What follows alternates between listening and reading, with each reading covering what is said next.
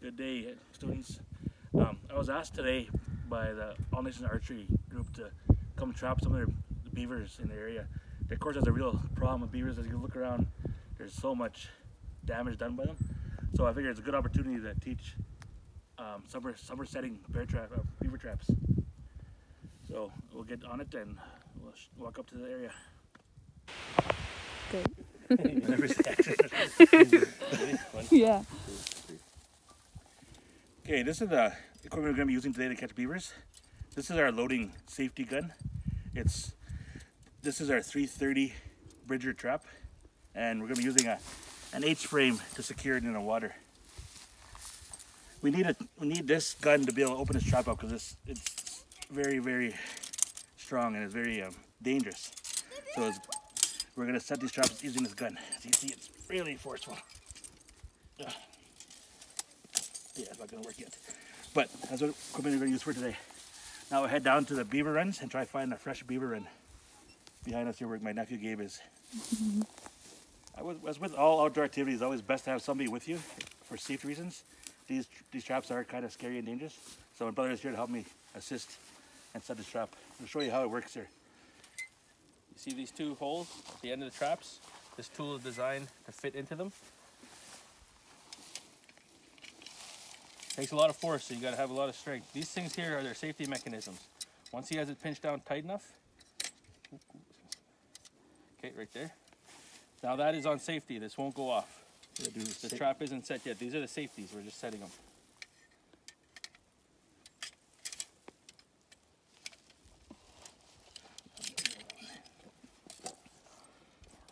And don't try to rush. Take your time because these things they do close fast and they will cause damage. You break an arm very easily, or hand, finger. So now it's safe. Those two are safety. They're set. The trap itself isn't set yet. We still got to set the trap yet.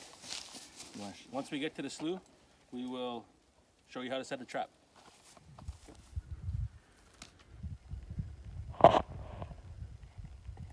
so once you find the beaver house, it's the best place to trap them, is to find their entrances into their house. So we can see in the bottom of the water that it's not very deep here. So what you want to do is take a stick, and all you do is just continue to walk around and check the depths all the way around. Oh, see there's a drop there. It's really deep right there. You just keep doing that all the way around. Make sure you don't fall in. See, we go back to being shallow over here. Kind of deeper there. Might be two entrances. Oh yeah, that's fairly deep there. Okay, so we found the deepest spot. One is there, and then the other one is right there. So we know there's an entrance here, and that there might be an entrance here. That's where we're going to target. Now we're going to set the trap and get ready to put into the water on the H-frame. This is the most dangerous part.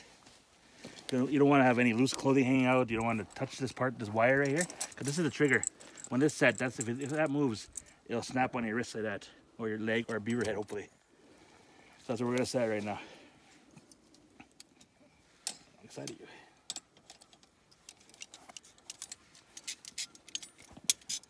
Okay. All you do is you take this little thing, once that's on, this gun helps a lot. If you plan on doing this by yourself, invest in one of these guns. Okay, close it a bit more. You have two different grooves inside your safety here.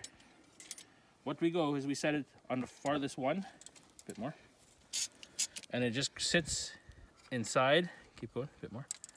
Okay, there we go. Now he's gonna slowly, wait. I'm gonna put it in the center. Make sure you're in the center. Okay, slowly release it. There you go. See, that gun kind of kicks a little bit, so you really got to make sure you're careful with this one. See, now the trap is set, and there's no dangerous point. We tied a wire to the end of the chain here, and we're going to support it to one of these logs. That way, we look at the beaver, it won't take our trap underwater and lose it. These are designed for humane. It's meant to take the beaver out of commission right away and drown it, or else kill it right away. So it causes enough force to break your arm or your leg. So we're going to put on the H-frame here.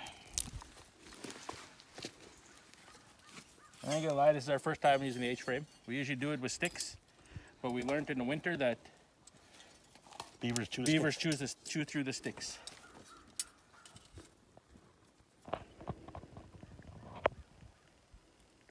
Maybe we got the wrong H-frame.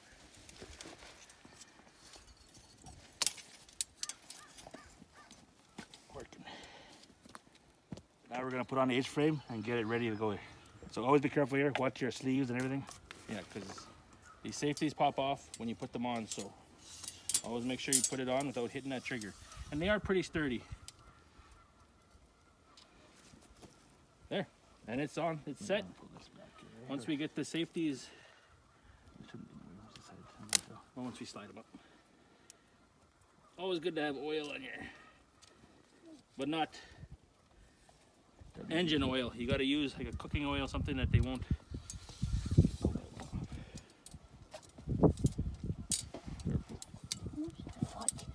Okay, there.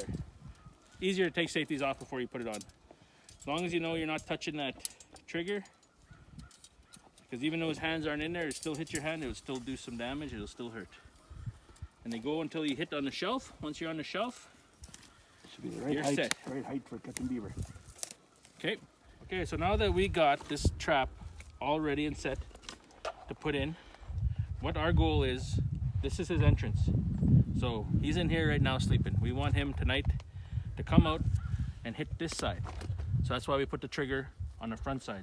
If we put it on the back, he has a little bit of play to come through and it'd be a bad set. You want a quick set, that way they die instantly and less damage to the fur. So okay, so now we're gonna put it in. You wanna make sure that there's no trees or debris in your way, because a tree will set it off. Try to get out to the edge. I can see all the trees right here. So I want to get to the edge. Oh, that's pretty deep. And you want to stick it in as far as it goes, which is right there. Ooh. It'd be nice if I had hip waders. I could jump right in there, and I could have these, but I don't want to get all wet. Okay, so that's set. That's pretty much where his entrance is. Now with this is this extra safety. So if he does get a bad cut in his arm, catching his arm, he doesn't swim away with our trap. So you just take this and you find a log, something solid that's in reach. If not, we got tent pegs that work too. We will grab a tent peg and set one up. Okay, now we have our second set going here.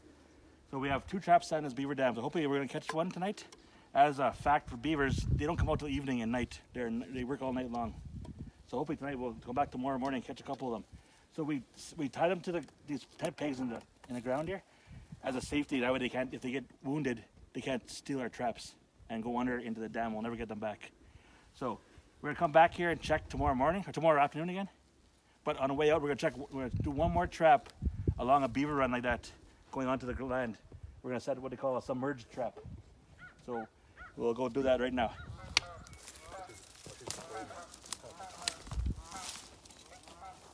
Okay, this trap is all set and is ready to go. Instead of using an H-frame like we did with the other ones, we're going to use sticks to secure it on the bottom of his run here. So Matthew's going to demonstrate. Hope he doesn't fall in. Yeah. So you just put the sticks through the big circles at the end of the traps, and they sit. One there. Bring this one in.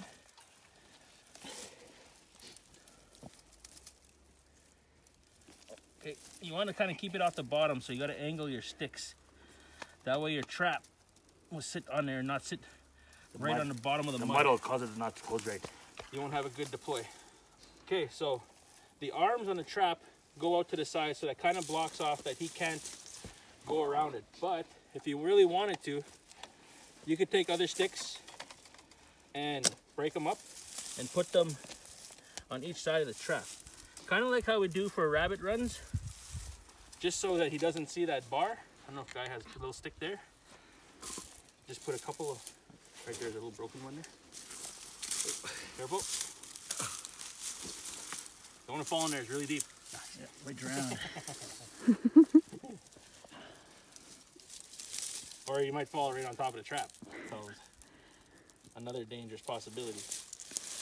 Okay, you just want them, once those are all set, clear around your trap. Because this looks like a well-used run, so he'll probably be through here tonight if he makes it through, if he makes it out of his house. We're also going to use a lure. It's this castor oil, castor from a different beaver.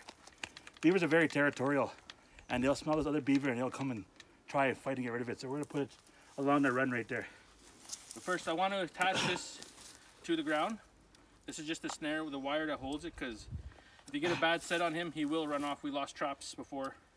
If you get their arm or something, they'll drag it right back into the deep water. I want to go reach that tree. Go around it. What is tree here? I go right around the tree and then... There's a tree right behind it here. Oh, yeah. See, a lot of times we use tent pegs, but if you use nature around you, they have trees like this. You just put this little loop in there, tighten it up. There you go. It's not the biggest tree, but it'll still do the job because he's got to drag it all the way back to the lake. Yeah. Make sure you pick up your garbage and the stuff you don't need out here. And now we'll do the castor dip. Careful, son. Don't fall in. This stuff you do not want to get on your... That's a lot. You don't want to get it on your skin because it does smell. And if we catch one, we'll show you how to take this out of the beaver. So we have our own. Right now we're using the bottle stuff. But yeah. So you just want to put a little bit on the edge here so that he smells it. The beavers have a really good sense of smell. They'll smell this. Put it there. So design, he's going to smell it as soon as he comes out of his house. Come right up, but he probably won't even get to there. He'll get caught there first. One thing about the law though, with trapping, is that these 330s, by law, cannot be above ground. They have to be at least half submerged in water, or else we could be charged illegal trapping. I'm not sure if it's the same with our tree rates, and we're just going to follow the provincial law though, and keep it under the water. And we'll come back tomorrow and hopefully have 3 beavers. Hey. Top way. Like I said earlier, the reason we're catching the beavers is because the archery group shoot area is being demolished. So, as with all our beliefs, we don't take unless we're going to use. So we're going to use about these beaver if we do catch them. Their furs for arts and crafts. We're going to use their glands as well, castor. And because it's in a populated area, we have to check the traps regularly within 24 hours. So we can't leave it out here for 3-4 days at a time like you could with a big pasture because it's so far from people. There is a slight chance of course, catching dogs or whatnot, so we gotta be safe. So we'll be out here for sure within 24 hours. And hope our traps are full. And also, beaver meat is edible. You can't eat beaver. As we learned with this whole pandemic, that we realized that all our people are still are reliant on grocery stores, even myself. So going back to this traditional ways of catching land-based food is good for everybody to learn.